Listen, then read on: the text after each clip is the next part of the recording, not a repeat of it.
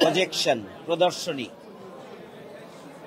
এটা আমরা শুরু থেকে শেষ পর্যন্ত দেখার সুযোগ হয়েছে। মূলত এই প্রদর্শনীর মধ্যে যখন ছিলাম তখন আমরা নিজেদেরকে হারিয়ে ফেলেছিলাম।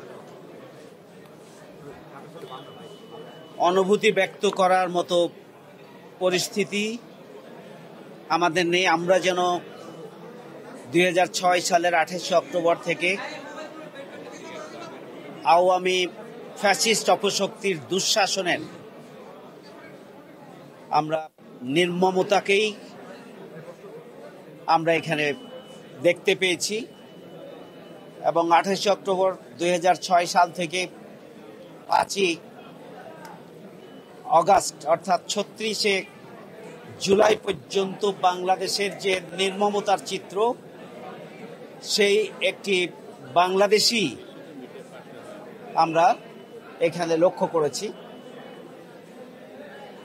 আমরা মনে করি ইসলামী ছাত্র শিবিরের এই মহৎ উদ্যোগের মাধ্যমে আগামী প্রজন্ম 15 বছরের গুম খুন জুলুম নির্যাতন নিষ্পেষণের যে কাহিনী, যে ঘটনা, সেগুলোকে হারিয়ে ফেলার জন্য ভবিষ্যৎ যে চক্রান্ত ষড়যন্ত্র থাকবে, সেই চক্রান্ত ষড়যন্ত্রের একটা দাঁত ভাঙ্গা জবাব হিসাবে গোটা বাংলাদেশের সার্বিক নির্মমতাকে